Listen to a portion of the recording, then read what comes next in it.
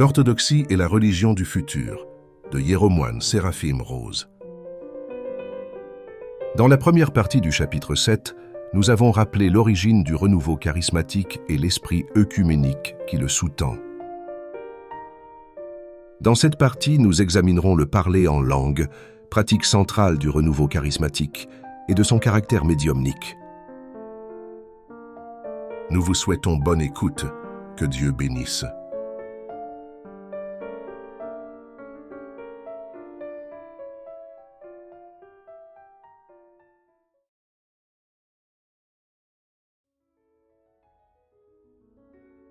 Si nous examinons attentivement les écrits du renouveau charismatique, nous constaterons que ce mouvement ressemble étroitement à de nombreux mouvements sectaires du passé, en se basant principalement, ou même entièrement, sur une particularité doctrinale ou sur une pratique religieuse plutôt bizarre. La seule différence est que l'accent est maintenant mis sur un point spécifique qu'aucun sectaire du passé ne considérait comme central: le parler en langue. Selon la constitution de diverses sectes pentecôtistes, le baptême des croyants dans le Saint-Esprit est attesté par le signe physique initial de parler avec d'autres langues. Voir à ce sujet le livre de John Sherrill, They Speak with Other Tongues, aux éditions Spire Books, publié en 1965. Et ce n'est pas seulement le premier signe de conversion à une secte ou une orientation pentecôtiste. Selon les meilleures autorités pentecôtistes, cette pratique doit être poursuivie, car en son absence, l'esprit pourrait être perdu. David Duplessis écrit dans son livre The Spirit Bade Me Go, aux éditions Logos International, citation: « La pratique de la prière en langue doit se poursuivre et grandir dans la vie de ceux qui sont baptisés dans l'esprit, car autrement, ils constateraient une diminution des autres manifestations de l'esprit, voire leur complète disparition. » Fin de citation. Dans le livre de David George Lilly, intitulé Tongues Under Fire, publié aux éditions Fountain Trust, il est montré que beaucoup témoignent du fait que les langues sont désormais devenues un accompagnement essentiel de leur vie de dévotion. Et le livre catholique romain intitulé Catholic Pentecostals et écrit par Kevin Ranagan précise plus prudemment que des dons du Saint-Esprit. Les langues sont souvent, mais pas toujours les premiers reçus. Pour beaucoup, c'est donc un seuil par lequel on passe pour entrer dans le domaine des dons et des fruits du Saint-Esprit. Ici déjà, on accorde au parler en langue une très grande importance, qui n'est certainement pas présente dans le Nouveau Testament, où il a une signification décidément mineure. Servant de signe de la descente du Saint-Esprit le jour de la Pentecôte, lire les Actes, chapitre 2, et à deux autres occasions, lire les Actes au chapitre 10 et 19. Après le 1er ou peut-être le 2e siècle, il n'y a aucune trace de cela dans aucune source orthodoxe, et on ne mentionne pas son existence même parmi les grands-pères du désert égyptien, qui étaient à ce point remplis de l'Esprit de Dieu qu'ils ont réalisé de nombreux grands miracles, y compris la résurrection des morts. L'attitude orthodoxe envers le vrai parler en langue peut donc être résumée dans les paroles du bienheureux Augustin, comme il est fait mention dans ses traités sur l'épître de Saint Jean aux Parthes. Citation: « Dans les premiers temps, l'Esprit Saint descendait sur les fidèles. Ils parlaient, selon que l'Esprit leur donnait de le faire, un langage qu'ils n'avaient jamais appris à parler. C'était un signe approprié au temps. Il était, en effet, nécessaire que le Saint-Esprit se manifestât dans toutes les langues, puisque l'Évangile de Dieu devait être annoncé dans toutes les langues et dans toutes les contrées de l'univers. Ce signe a eu lieu, puis il a cessé d'être. » Fin de citation. Et comme pour répondre aux pentecôtistes contemporains avec leur emphase étrange sur ce point, Augustin poursuit. Citation: « Maintenant, quand on impose les mains à des hommes pour leur communiquer le Saint-Esprit, est-ce qu'on attend d'eux qu'ils parlent toutes les langues? Ou bien encore, lorsque nous avons imposé les mains à ces petits-enfants, chacun de vous a-t-il attendu pour voir s'ils parleraient toutes les langues? Et, voyant qu'ils ne les parlaient pas, s'est-il trouvé assez mal disposé pour dire « Ces enfants n'ont pas reçu l'Esprit Saint ». Fin de citation. Les pentecôtistes modernes, pour justifier leur utilisation des langues, se réfèrent surtout à la première épître de saint Paul aux Corinthiens. chapitres 12 à 14. Mais saint Paul a écrit ce passage précisément parce que les langues étaient devenues une source de désordre dans l'église de Corinthe, et même s'il ne les interdit pas, il minimise décidément leur signification. Ce passage donc, loin d'encourager un quelconque renouveau moderne des langues, devrait au contraire le décourager, surtout quand on découvre, comme les pentecôtistes eux-mêmes l'admettent, qu'il existe d'autres sources à l'origine du parler en langue, à part le Saint-Esprit. En tant que chrétiens orthodoxes, nous savons déjà que le parler en langue ne peut pas apparaître comme un véritable don du Saint-Esprit parmi ceux qui ne font pas partie de l'Église du Christ. Mais regardons de plus près ce phénomène moderne et voyons s'il possède des caractéristiques qui pourraient révéler de quelle source il provient. Si nous sommes déjà rendus méfiants par l'importance exagérée accordée aux langues par les pentecôtistes modernes, nous devrions en être complètement éclairés lorsque nous examinons les circonstances dans lesquelles elles se produisent. Loin d'être données librement et spontanément, sans l'intervention de l'homme, comme le sont les vrais dons du Saint-Esprit, le parler en langue peut être amené à se produire de manière assez prévisible par une technique régulière de prière concentrée de groupe à ce dessein, accompagnée d'hymnes protestants fort suggestifs, s'achevant par une imposition des mains et impliquant parfois des efforts purement physiques, comme répéter incessamment une phrase donnée, comme il est relaté dans l'œuvre The Strife of Tongues du cardinal Kurt Koch, ou encore la production de bruits avec la bouche. Comme il est mentionné dans le livre de John Lawrence Sherrill intitulé They Speak with Other Tongues, publié en 1965 aux éditions Spire Books, une personne admet que, comme beaucoup d'autres, après avoir parlé en langue, il prononçait souvent des syllabes absurdes avec la bouche, de manière à démarrer le flot de la prière en langue. Et ces efforts, loin d'être découragés, sont en fait promus par les pentecôtistes. Citons ici un passage du livre Life in the Holy Spirit de Michael Harper, publié aux éditions Logos Books en 1966. Faire des sons avec la bouche n'est pas parler en langue, mais cela pourrait être le signe d'un acte de foi honnête que le Saint-Esprit honorera en accordant à cette personne le pouvoir de parler dans une autre langue. Fin de citation. Citons encore le passage d'un autre livre intitulé Speaking in Tongues et écrit par un autre pasteur protestant du nom de Larry Christensen. L'obstacle initial pour parler en langue, semble-t-il, est la simple réalisation que vous devez parler. Les premières syllabes et paroles pourraient vous sembler étranges. Elles peuvent être hésitantes et inarticulées. Vous pourriez penser que vous ne faites que les inventer. Mais à mesure que vous continuez à parler avec foi, l'Esprit façonnera pour vous un langage de prière et de louange.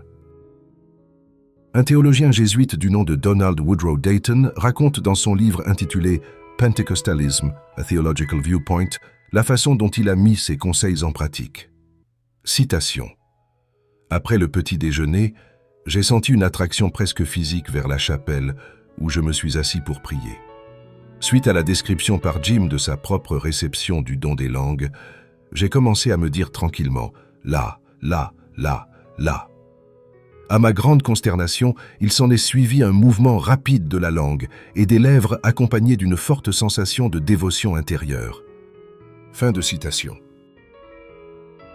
Serait-il possible pour un chrétien orthodoxe sérieux de confondre ces jeux psychiques dangereux avec les dons du Saint-Esprit? Il n'y a clairement rien de chrétien ni de spirituel ici.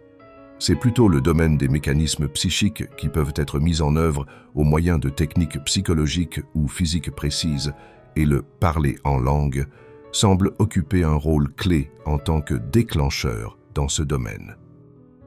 Dans tous les cas, il n'a rien en commun avec le don spirituel décrit dans le Nouveau Testament, mais il semble être très proche du « parler en langue chamanique » tel que pratiqué dans les religions primitives, où le chaman ou sorcier a une technique courante pour entrer en transe et ensuite transmettre le message d'un dieu dans une langue qu'il n'a pas apprise. Nous allons maintenant aborder des expériences charismatiques si étranges que la comparaison avec le chamanisme ne paraîtra pas particulièrement exagérée, surtout si l'on comprend que le chamanisme primitif n'est qu'une expression particulière d'un phénomène religieux qui, loin d'être étranger à l'Occident moderne, joue en fait un rôle important dans la vie de certains chrétiens contemporains, le médiumnisme.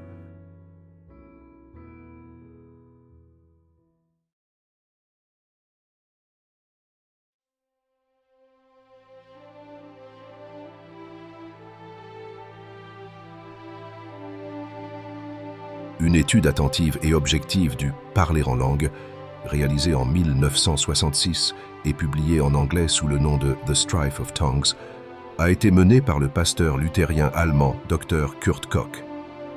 Après avoir examiné des centaines d'exemples de ce don tel qu'il s'est manifesté ces dernières années, il est arrivé à la conclusion basée sur des sources bibliques que seuls 4 de ces cas pourraient être identiques aux dons décrits dans les Actes des Apôtres, mais il n'était sûr d'aucun d'eux. Le chrétien orthodoxe, ayant derrière lui toute la tradition patristique de l'Église du Christ, serait plus strict dans son jugement que le docteur Koch. À côté de ces quelques cas possiblement positifs, cependant, le docteur Koch a trouvé un certain nombre de cas de possession démoniaque incontestables, car parler en langue est en fait un don courant des possédés. Mais c'est dans la conclusion du docteur Koch que nous trouvons possiblement la clé de tout le mouvement. Il conclut que le mouvement des langues n'est pas du tout un renouveau, car il y a peu de repentir ou de condamnation du péché, mais il s'agit principalement de la recherche du pouvoir ou d'une expérience. Le phénomène des langues n'est pas le don décrit dans les actes ni, dans la plupart des cas, une possession démoniaque réelle. Selon les propres mots du docteur Koch, il devient de plus en plus clair que probablement plus de 95% de l'ensemble du mouvement des langues est de caractère médiumnique. Qu'est-ce qu'un médium? Un médium est une personne avec une certaine sensibilité psychique qui lui permet d'être le véhicule ou le moyen de manifestation de force ou d'êtres invisibles, là où des êtres réels sont impliqués, comme l'a clairement indiqué le starets Ambrose d'Optina, ce sont toujours des esprits déchus dont il s'agit, et non des esprits des morts imaginés par les spiritistes. Presque toutes les religions non chrétiennes font un grand usage des dons médiumniques, tels que la voyance, l'hypnose, la guérison miraculeuse, l'apparition et la disparition d'objets, ainsi que leur mouvement d'un endroit à l'autre, etc. Il convient de noter que plusieurs de ces dons ont également été possédés par les saints orthodoxes, mais il y a une immense différence entre le vrai don chrétien et son imitation médiumnique. Le vrai don chrétien de la guérison, par exemple, est donné par Dieu directement en réponse à une prière fervente et spécialement à la prière d'un homme qui plaît particulièrement à Dieu, un homme juste ou saint, et aussi par le toucher des objets qui ont été sanctifiés par Dieu par la foi, eau bénite, reliques de saints, etc. Voir à ce propos les Actes des Apôtres, chapitre 19, verset 12, ou encore le livre 2 des Rois, chapitre 13, verset 21. Mais la guérison médiumnique, comme tout autre don médiumnique, est accomplie au moyen de certaines techniques et états psychiques définis qui peuvent être cultivés et mis en œuvre par la pratique, et qui n'ont aucun rapport ni avec la sainteté ni avec l'action de Dieu. Comme le rapporte le docteur Koch dans son ouvrage Occult Bondage and Deliverance, aux éditions Kregel Publications, la capacité médiumnique peut être acquise soit par héritage, soit par transfert, comme par exemple par contact avec quelqu'un qui a le don, ou même par la lecture de livres occultes. De nombreux médiums affirment que leurs pouvoirs ne sont pas du tout surnaturels, mais proviennent d'une partie de la nature dont on ne sait que très peu de choses. Dans une certaine mesure, cela est sans aucun doute vrai. Mais il est également vrai que le royaume d'où proviennent ces dons est le royaume spécial des esprits déchus, qui n'hésitent pas à saisir l'opportunité offerte par les gens qui entrent dans ce royaume pour les attirer dans leur propre filet, en se servant de leur propre pouvoir démoniaque et de leurs manifestations, afin de conduire les âmes à la destruction. Quelle que soit l'explication des divers phénomènes médiumniques, Dieu, dans sa révélation à l'humanité, a strictement interdit tout contact avec ce royaume occulte. Rappelons ici à ce propos le Deutéronome au chapitre 18, versets 10 à 12, qu'il ne se trouve personne parmi vous qui consulte les devins, ou qui observe les songes et les augures, ou qui use de maléfices, de sortilèges et d'enchantements, ou qui consulte ceux qui ont l'esprit de Python et qui s'occupent de divination, ou qui interroge les morts pour apprendre d'eux la vérité. Car le Seigneur a en abomination toutes ces choses. Dans la pratique, il est impossible de combiner le médiumnisme avec le christianisme authentique, la recherche de phénomènes ou de pouvoirs médiumniques étant incompatible avec l'orientation chrétienne fondamentale vers le salut de l'âme. Cela ne veut pas dire qu'il n'y a pas de chrétiens impliqués dans le médiumnisme, souvent inconsciemment, comme nous le verrons. C'est seulement pour dire qu'ils ne sont pas des chrétiens véritables, que leur christianisme n'est qu'un nouveau christianisme tel que celui prêché par Nicolas Berdyaev, dont il sera à nouveau question ici. Le docteur Koch fait une observation valable, malgré ses bases protestantes, quand il note dans son ouvrage Between Christ and Satan, aux éditions Kregel Publications, la vie religieuse d'une personne n'est pas affectée par l'occultisme ou le spiritisme. En effet, le spiritisme est dans une large mesure un mouvement religieux. Le diable n'enlève pas notre religiosité. Mais il y a une grande différence entre être religieux et naître de nouveau par l'Esprit de Dieu. Il est triste d'affirmer que nos confessions chrétiennes comptent plus de gens religieux que de vrais chrétiens. Fin de citation. La forme la plus connue de médiumnisme dans le monde occidental est la séance spiritiste, où le contact est établi avec certaines forces qui produisent des effets observables tels que des coups, des voix, divers types de communication tels que l'écriture automatique et le parler en langues inconnues, le déplacement des objets et l'apparition de mains et de figures humaines que l'on peut parfois photographier. Ces effets sont produits à l'aide d'attitudes et de techniques précises de la part des personnes présentes, au sujet desquelles nous citerons ici l'un des manuels standards sur le sujet, à savoir le livre du prêtre jésuite Simon Augustine Blackmore, intitulé « Spiritism, Facts and Frauds » aux éditions Benziger Brothers. Point 1. La passivité. Citation. L'activité d'un esprit est mesurée par le degré de passivité ou de soumission qu'il trouve dans le médium ou le sujet impressionnable. La médiumnité peut être atteinte grâce à un effort appliqué par quiconque abandonne délibérément son corps, avec son libre arbitre et ses facultés sensibles et intellectuelles, à un esprit envahisseur ou contrôlant. Fin de citation. Point 2. La solidarité dans la foi. Toutes les personnes présentes doivent avoir une attitude d'esprit sympathique à l'égard du médium. Citation. Les phénomènes spiritistes sont facilités par une certaine sympathie issue d'une harmonie d'idées, de vues et de sentiments existants entre les participants et le médium. Lorsque cette sympathie et cette harmonie, ainsi que l'abandon personnel de la volonté, font défaut au sein du cercle, la séance se révèle un échec. En outre, le nombre de participants est d'une grande importance. S'ils sont trop nombreux, ils entravent l'harmonie si nécessaire au succès. Fin de citation. Point 3. Citation. Toutes les personnes présentes se donnent la main pour former le soi-disant cercle magnétique. Par ce circuit fermé, chaque membre apporte l'énergie d'une certaine force qui est collectivement communiquée au médium. Fin de citation. Cependant, le cercle magnétique n'est requis que dans les milieux moins avancés. Madame Blavatsky, la fondatrice de la théosophie moderne, elle-même médium, se moqua plus tard des techniques grossières du spiritisme lorsqu'elle rencontra des médiums beaucoup plus puissants en Orient, catégorie à laquelle appartient également le fakir décrit au chapitre 3. Point 4. Citation. L'atmosphère spiritiste nécessaire est généralement induite par des moyens artificiels, tels que le chant d'hymne, le son d'une musique douce et même l'offrande de prière. Fin de citation. La séance spiritiste, certes, est une forme assez grossière de médiumnisme, même si c'est précisément pour cette raison que ces techniques sont d'autant plus évidentes et ne produisent que rarement des résultats spectaculaires. Il existe d'autres formes plus subtiles, certaines d'entre elles étant appelées chrétiennes. Pour réaliser cela, il suffit de regarder les techniques d'un guérisseur de la foi comme Oral Roberts, qui avant de rejoindre l'église méthodiste il y a quelques années, était un pasteur de la secte Pentecostal Holiness, qui provoque des guérisons miraculeuses en formant un véritable cercle magnétique composé de personnes ayant la sympathie, la passivité et l'harmonie de la foi appropriée, qui posent leurs mains sur le poste de télévision pendant qu'il est à l'antenne. Les guérisons peuvent même être provoquées en buvant un verre d'eau qui a été placé sur le poste de télévision et a ainsi absorbé le flux des forces médiumniques qui ont été mises en action. Mais de telles guérisons, comme celles produites par le spiritisme et la sorcellerie, peuvent exiger un lourd tribut de troubles psychiques ultérieurs, sans mentionner les troubles spirituels.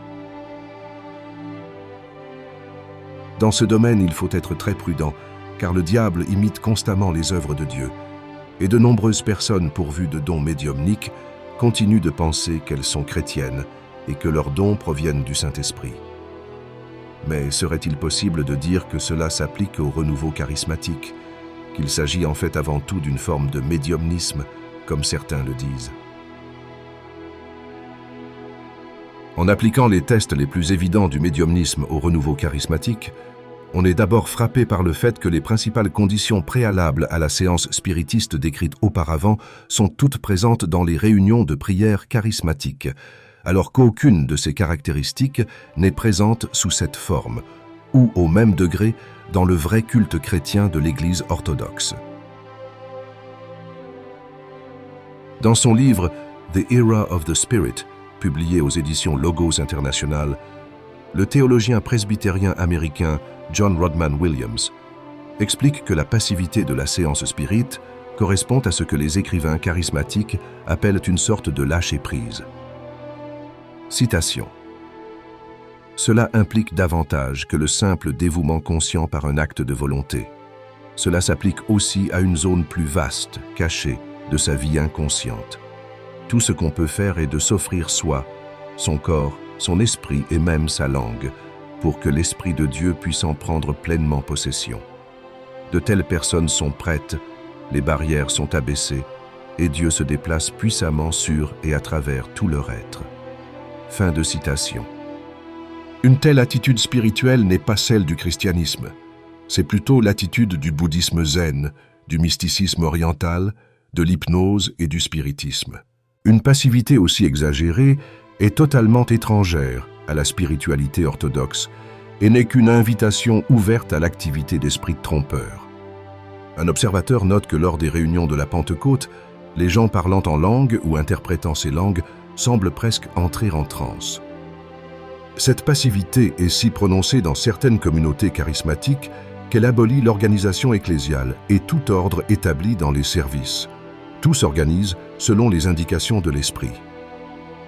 Il y a certainement une solidarité dans la foi, et pas seulement une solidarité dans la foi chrétienne et l'espérance du salut, mais une unanimité autour du désir et de l'attente de phénomènes charismatiques. Cela est vrai de toutes les réunions de prière charismatiques, mais une solidarité encore plus prononcée est requise concernant l'expérience du baptême du Saint-Esprit, qui est généralement effectuée dans une petite pièce séparée, en présence de quelques personnes seulement, ayant déjà fait cette expérience. La présence même d'une seule personne qui a des pensées négatives à ce sujet est souvent suffisante pour empêcher le baptême de se produire, exactement de la même manière que l'étaient les craintes et la prière du prêtre orthodoxe, conduisant à l'arrêt de l'immense illusion produite par le fakir de Ceylan, dont il a été question dans une précédente vidéo. Le cercle magnétique spiritiste correspond à l'imposition des mains pentecôtistes, qui est toujours faite par ceux qui ont déjà expérimenté le baptême du parler en langue et qui servent, selon les paroles des pentecôtistes eux-mêmes, de canaux du Saint-Esprit, un mot utilisé par les spiritistes pour désigner les médiums. Enfin, l'atmosphère charismatique, tout comme l'atmosphère spiritiste, est induite par des hymnes et des prières suggestifs, accompagnés souvent par des applaudissements qui ensemble produisent un effet d'excitation croissante, presque d'ivresse. On objectera encore que toutes ces similitudes entre le médiumnisme et le pentecôtisme ne sont que fortuites. Et en effet, afin de montrer si oui ou non le réveil charismatique est réellement médiumnique, nous devrons déterminer quel genre d'esprit est communiqué par les canaux pentecôtistes. Un certain nombre de témoignages de ceux qui ont eu cette expérience et qui croient qu'il s'agit de l'Esprit Saint indiquent clairement sa nature. Citons à ce propos un extrait du livre « They Speak with Other Tongues » de John Sherrill aux éditions Spire Books. Le groupe s'est rapproché de moi. C'était comme s'ils formaient avec leur corps un entonnoir à travers lequel se concentrait le flux de l'esprit qui pulsait à travers la pièce. Cela a coulé en moi alors que je restais là.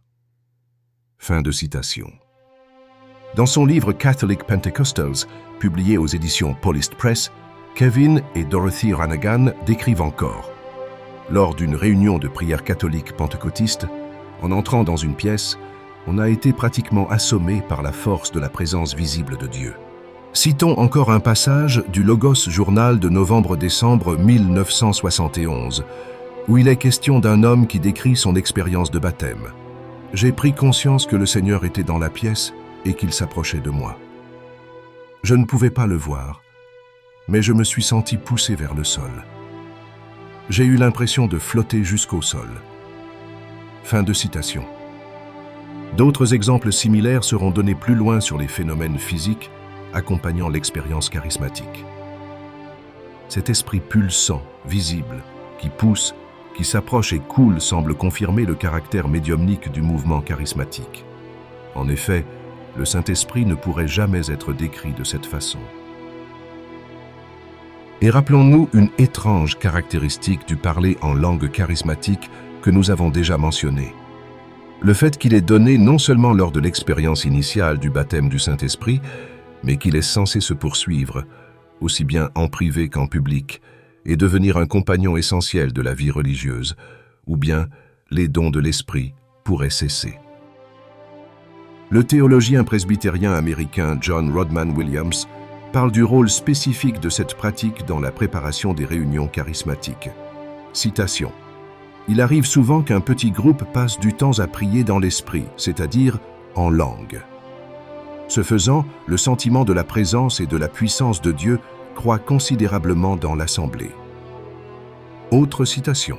« Nous constatons que prier discrètement dans l'esprit pendant la réunion aide à maintenir une ouverture à la présence de Dieu, car après s'être habitué à prier en langue à haute voix, il est rapidement possible de manifester la respiration de l'esprit par sa propre respiration lorsqu'elle se déplace à travers les cordes vocales et par les mouvements de la langue, et d'accompagner discrètement de manière continue la prière à l'intérieur de soi. » Fin de citation.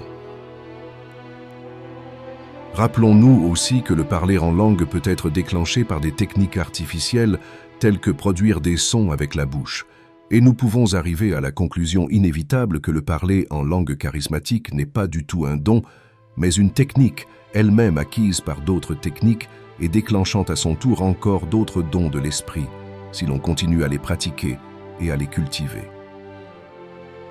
N'avons-nous pas ici une idée de la principale réalisation actuelle du mouvement pentecôtiste moderne, qu'il a découvert une nouvelle technique médiumnique pour entrer et préserver un état psychique dans lequel les dons miraculeux deviennent ordinaires?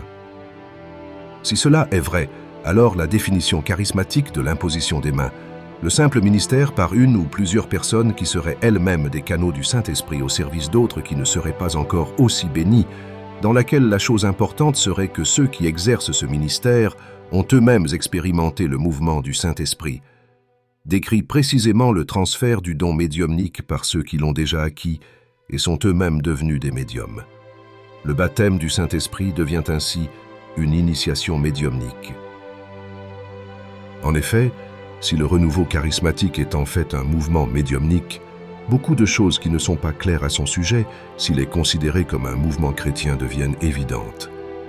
Le mouvement surgit en Amérique, qui 50 ans auparavant avait donné naissance au spiritisme dans un climat psychologique similaire. Une foi protestante morte et rationalisée est soudainement submergée par l'expérience réelle d'une force invisible qui ne peut être expliquée rationnellement ou scientifiquement. Le mouvement réussit le mieux dans les pays où le spiritisme et le médiumnisme ont une longue histoire. L'Amérique et l'Angleterre d'abord, puis le Brésil, le Japon, les Philippines, l'Afrique noire. On ne trouve guère d'exemple du parler en langue dans un contexte, même nominalement chrétien. Pendant plus de 1600 ans après l'époque de Saint Paul, et même alors, il s'agit précisément d'un phénomène hystérique isolé et de courte durée. Jusqu'au mouvement pentecôtiste du XXe siècle, comme l'a souligné l'historien savant Ronald Arbuthnot Knox dans son livre intitulé « Enthusiasm, a Chapter in the History of Religion », publié aux éditions Oxford Galaxy Book. Et pourtant ce don est possédé par de nombreux chamans et sorciers des religions primitives, ainsi que par les médiums spiritistes modernes et les possédés démoniaques. Les prophéties et les interprétations des offices charismatiques, comme nous le verrons, sont étrangement vagues et stéréotypées dans leur expression, sans contenu spécifiquement chrétien ou prophétique. La doctrine est subordonnée à la pratique. La devise des deux mouvements pourrait être, comme le répètent sans cesse les charismatiques enthousiastes, « ça marche », le piège même dans lequel, comme nous l'avons vu, l'hindouisme entraîne ses victimes. Il ne fait guère de doute que le renouveau charismatique, en ce qui concerne ces phénomènes, ressemble beaucoup plus au spiritisme et en général aux religions non chrétiennes qu'au christianisme orthodoxe, mais nous aurons encore beaucoup d'autres exemples à donner pour démontrer à quel point cela est vrai. Jusque-là, nous n'avons cité, à part les déclarations du Dr Koch, que ceux favorables au renouveau charismatique qui témoignent de ce qu'ils imaginent être les manifestations du Saint-Esprit. Citons maintenant le témoignage de plusieurs personnes qui ont quitté le mouvement charismatique ou ont refusé d'y entrer, car elles ont trouvé que l'esprit qui l'anime n'est pas le Saint-Esprit. Premier témoignage tiré des travaux du Dr Koch, citation. À Leicester, en Angleterre, un jeune homme a rapporté ce qui suit. Lui et son ami étaient croyants depuis quelques années quand un jour ils furent invités à la réunion d'un groupe de parler en langue. L'atmosphère de la réunion s'est emparée d'eux et ensuite ils ont prié pour la deuxième bénédiction et le baptême du Saint-Esprit. Après une prière intense, c'était comme si quelque chose de brûlant les envahissait. Ils se sentaient très excités intérieurement. Pendant quelques semaines, ils se sont délectés de cette nouvelle expérience, mais lentement, ces vagues émotionnelles ont diminué. L'homme qui m'a dit cela a remarqué qu'il avait perdu tout intérêt dans la lecture de la Bible et la prière. Il a examiné son expérience à la lumière des Écritures et s'est rendu compte qu'elle ne venait pas de Dieu. Il se repentit et la dénonça. Son ami, par contre, a continué dans ses langues et cela l'a détruit. Aujourd'hui, il n'envisagera même pas l'idée d'aller plus loin en tant que chrétien. Fin de citation.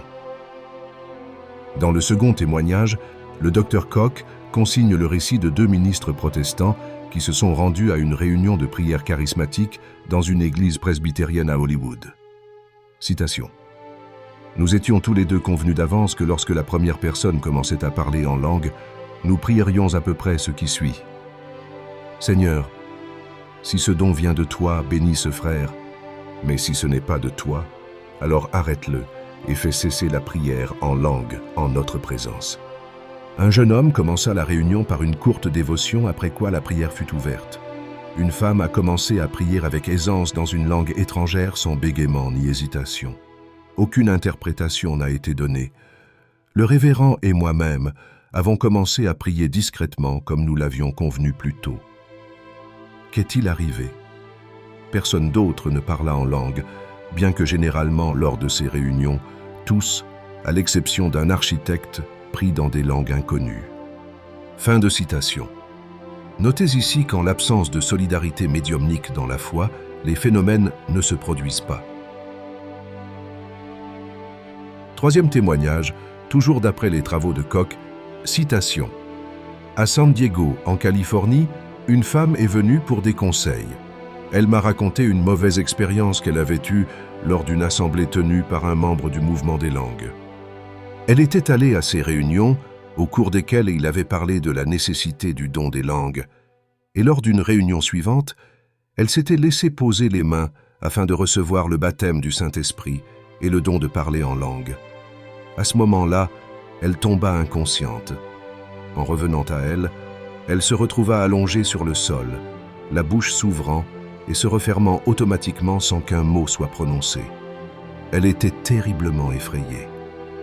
Quelques-uns des adeptes de cet évangéliste se tenaient autour d'elle et ils s'étaient exclamés « Ô sœur, vous avez parlé merveilleusement bien en langue. Maintenant, vous avez le Saint-Esprit. » Mais la victime de ce soi-disant baptême du Saint-Esprit a été guérie. Elle n'est plus jamais retournée dans ce groupe de prière. Quand elle est venue me voir pour la conseiller, elle souffrait encore des mauvaises séquelles de ce baptême spirituel. Fin de citation. Quatrième témoignage, dans lequel un chrétien orthodoxe de Californie raconte une rencontre privée avec un pasteur rempli d'esprit, qui a partagé la même tribune avec les principaux représentants catholiques, protestants et pentecôtistes du renouveau charismatique. Citation. Pendant 5 heures, il a parlé en langue et à utiliser tous les artifices psychologiques, hypnotiques et imposition des mains pour inciter les personnes présentes à recevoir le baptême du Saint-Esprit. La scène était vraiment terrible. Lorsqu'il a posé la main sur notre amie, elle a émis des sons gutturaux, a gémi, a pleuré et crié. Il en était très content. Il a dit qu'elle souffrait pour les autres, intercédait pour eux. Quand il a posé les mains sur ma tête, j'ai eu le pressentiment d'un mal réel. Ses langues étaient entrecoupées d'anglais. Vous avez le don de prophétie, je peux le sentir. Ouvrez simplement la bouche et cela coulera. Vous bloquez le Saint-Esprit. Par la grâce de Dieu, j'ai gardé la bouche fermée, mais je suis tout à fait certain que si j'avais parlé, quelqu'un d'autre aurait interprété. Fin de citation. Le 5e témoignage provient de la revue The Orthodox Word, numéro 4-5, paru en 1970. Les lecteurs se souviendront du récit de la veillée de prière organisée par l'archidiocèse syrien-antiochien de New York, lors de sa convention de Chicago de cette même année, où, après qu'une atmosphère dramatique et pleine d'émotions se soit créée, les jeunes commencèrent à témoigner de la façon dont l'esprit les transportait. Mais plusieurs personnes présentes ont raconté plus tard que l'atmosphère était sombre et inquiétante, étouffante, diabolique même, et grâce à l'intercession miraculeuse de Saint Germain d'Alaska, dont l'icône était présente dans la pièce, la réunion fut interrompue et l'atmosphère perverse dissipée. Il existe de nombreux autres cas où les gens ont perdu tout intérêt pour la prière, la lecture des Écritures et le christianisme en général, et en sont même venus à croire, comme l'a fait un étudiant, tel que relaté par le Dr Koch, qu'il n'aurait plus besoin de lire la Bible. Dieu le Père lui-même apparaîtrait et lui parlerait. Nous aurons encore l'occasion de citer le témoignage de nombreuses personnes qui ne trouvent rien de négatif ou de mal dans leur expérience charismatique, et nous examinerons le sens de leur témoignage. Cependant, sans parvenir encore à une conclusion quant à la nature précise de l'esprit qui cause les phénomènes charismatiques, sur la base des preuves ici rassemblées, nous pouvons déjà être d'accord jusqu'ici avec le Dr Koch. Le mouvement des langues est l'expression d'un état délirant par lequel se manifeste une intrusion des pouvoirs démoniaques. Autrement dit, le mouvement qui est certainement délirant en se livrant à l'activité d'un esprit qui n'est pas le Saint-Esprit, n'est pas démoniaque en intention ou en lui-même, comme l'occultisme et le satanisme contemporain le sont certainement, mais de par sa nature, il se montre particulièrement ouvert à la manifestation de forces démoniaques évidentes qui font parfois leur apparition. Ce livre a été lu par un certain nombre de personnes qui ont participé au renouveau charismatique. Beaucoup d'entre eux ont alors abandonné ce mouvement, reconnaissant que l'esprit qu'ils avaient éprouvé dans les phénomènes charismatiques n'était pas le Saint-Esprit.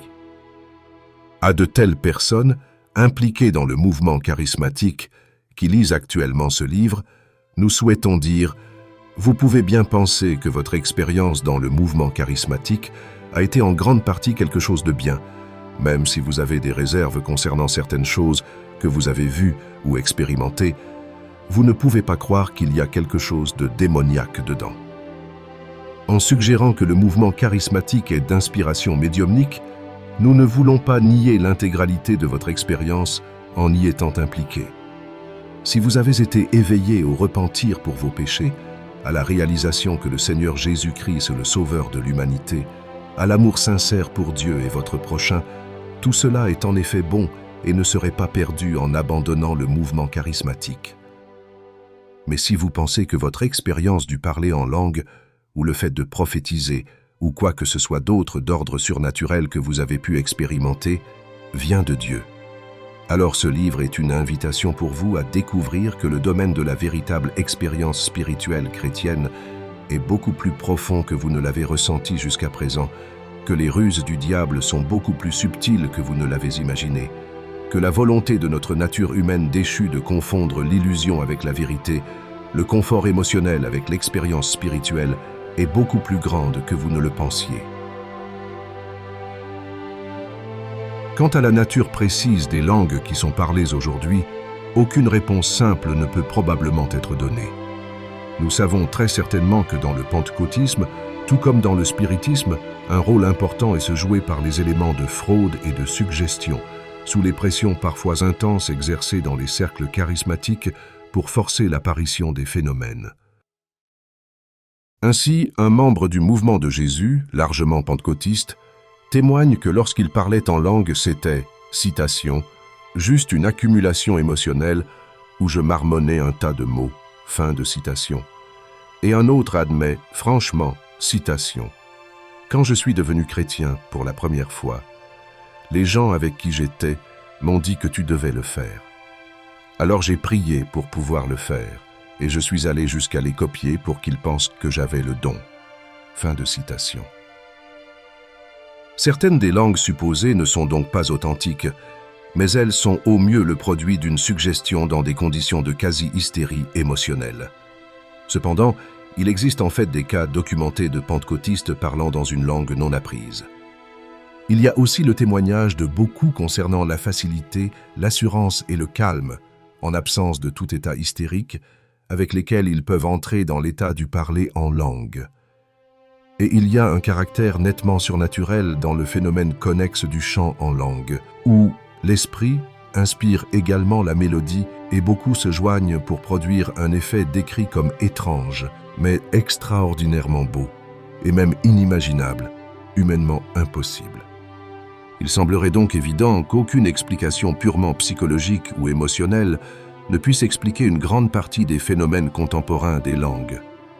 Si ce n'est pas dû à l'action du Saint-Esprit, et à ce point il est tout à fait évident qu'il ne pourrait pas en être ainsi, alors le parler en langue d'aujourd'hui, en tant que phénomène surnaturel authentique, ne peut être que la manifestation d'un don en provenance d'un autre esprit.